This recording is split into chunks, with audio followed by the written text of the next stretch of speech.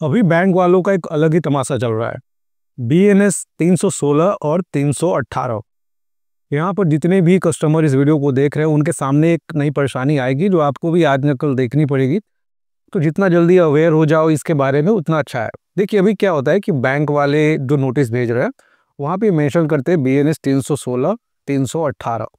अब इसमें ये रिकवरी वाले भी, बैंक के मैनेजर भी और जितने भी बैंक के कर्मचारी है वो अभी कस्टमर को डराने के लिए एक नया पैंतरा आजमाते हैं। क्योंकि मैंने आपको बोला था कि दिसंबर से ये पूरी प्रक्रिया चालू हो गई है लोगों को डराने का, लोगों को धमकाने का, कि अगर आप रीपेमेंट नहीं कर पाओगे तो आपके ऊपर कानूनी कार्रवाई होगी, आपको जेल जाना पड़ेगा।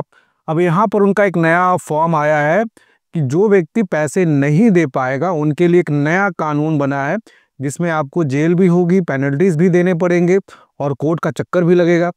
अब ये सब जब कोई कस्टमर सुनता है ना तो कस्टमर क्या होता है कि उसको दो चीज़ें पता होती है।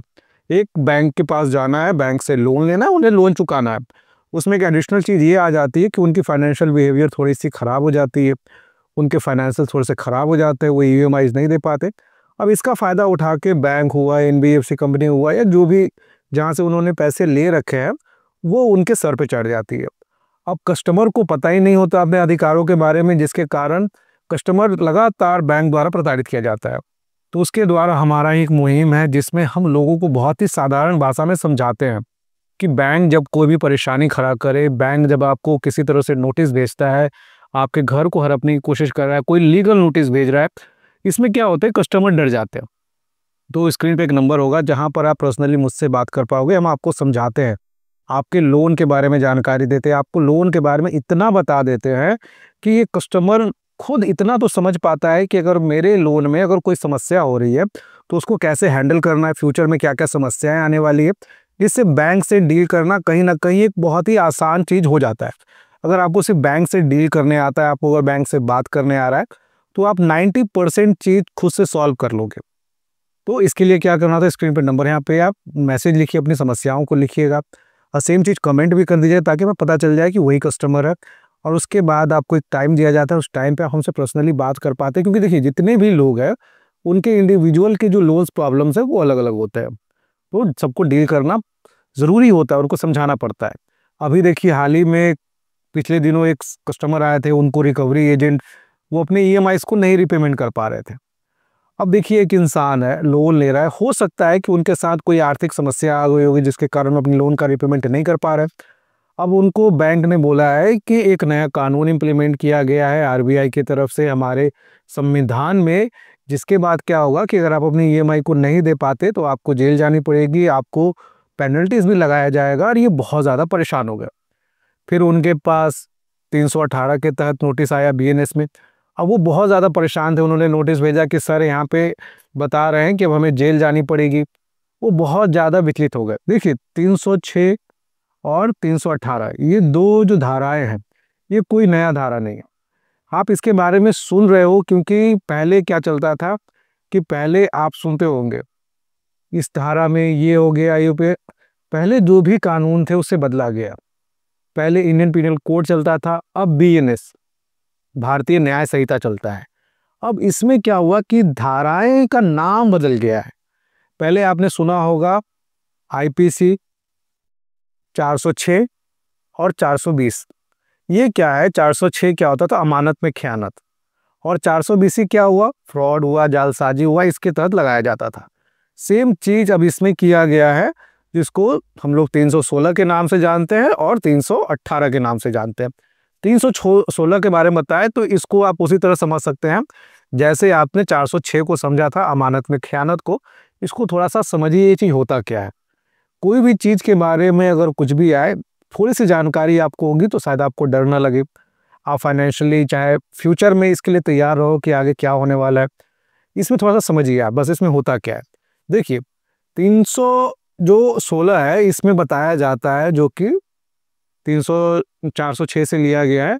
अगर कोई भी व्यक्ति आपको लोन दे रहा है या किसी चीज़ पे आपने लोन लिया, जैसे आप मान लीजिए बैंक से कार ले रहे हो, मोटरसाइकिल ले रहे हो, कोई भी एक एसेट है। अब आप क्या कर रहे हो, वो लोन ले रहे हो और लोन भी नहीं चुका रहे हो और उसका जो प्रॉपर्टी है उसको बेच दे रहे हो।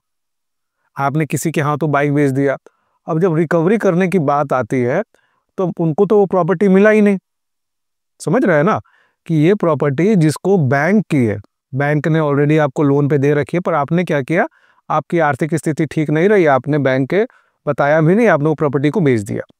अब इस केसेस में आपका ये सिविल का मैटर था। देखिए, लोन लेना, लोन नहीं रिपेमेंट करना, आप नहीं पेमेंट कर पा रहे, इसमें कोई कानूनी अपराध नहीं है।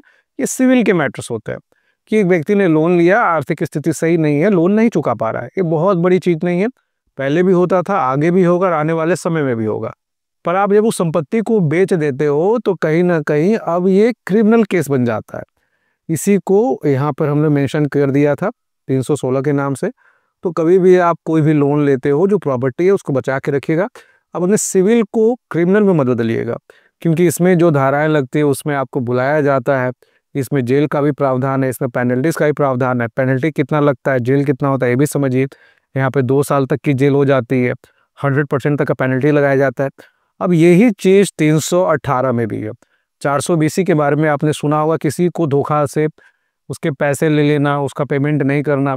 अब ये चीज़ होता कैसे, इसको भी समझिए, क्योंकि बैंक भी अक्सर बोलती है कि हम आप पे 420 के तहत कंप्लेन करेंगे। देखिए, 420 के तहत कंप्लेन इससे नहीं किया जा सकता कि पेमेंट नहीं हो रहा है।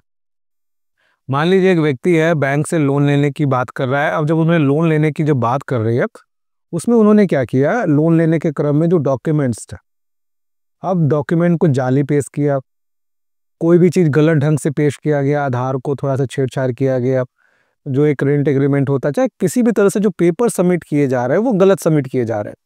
तो इन फ्यूचर मान लीजिए जब रीपेमेंट नहीं हुआ तो इंश्योरेंस कंपनी से जब क्लेम आएगा वो नहीं हो पाएगा। तो ऐसे केस में 420 का धारा लगता है, जिसमें भी सेम प्रावधान है, जेल हो सकती है, समझौता योग्य ये भी है, इसमें भी बेल मिल जाती है और यहाँ पे आपको सजा भी हो जाती है। तो इन सब चीज़ों में आप थोड़ा सा सतर्क रहिए। अगर आप ये दोनों चीज़ों को इग्नोर करते हो तो अन्यथा बैंक से किसी भी तरह से डरने की आपको ज़रूरत नहीं है। बैंक एनबीएफसी कंपनी आपके सपोर्ट के लिए होती है। हाँ, हालांकि आप अगर बैंक एनबीएफसी कंपनी से सही से बातचीत करें, और अभी जो ये चीज़ें हो रही हैं 406, 400, ये जितने भी चीज़ें हो रही है, 420 का जो बीएनएस हो रहा है, ये देखिए इनका मेन मकसद क्या है, क्योंकि देखिए आईपीसी की धारा से लगभग सभी लोग परिचित थे। अब ये बोलने से क्या होता था कि लोगों में उतना डर नहीं आता था, लोग डरते ही नहीं थे।